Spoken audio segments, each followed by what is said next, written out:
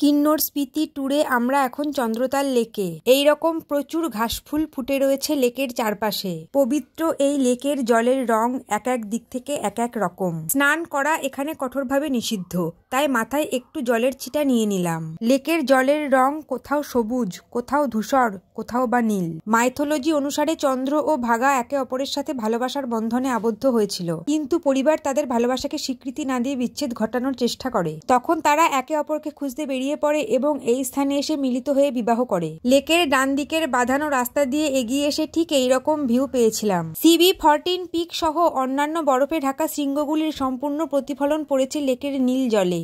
এই স্বর্গীয় দৃশ্য দেখবার জন্যই তো এত হাজার কিলোমিটার পথ পাড়ি দিয়ে এইখানে ছুটে আসা। বৈশাখী পূর্ণিমাতে এই জায়গায় প্রচুর মানুষ আসে পুজো দিতে। পবিত্র লেকের চারপাশে ঝুলছিল এইরকম প্রচুর প্রেয়ার ফ্ল্যাগ। আমাদের টিমের সবচেয়ে বয়স্ক জেঠু জেঠিমা চন্দ্র নদী পার করে এগিয়ে চলেছে পার্কিং এর দিকে।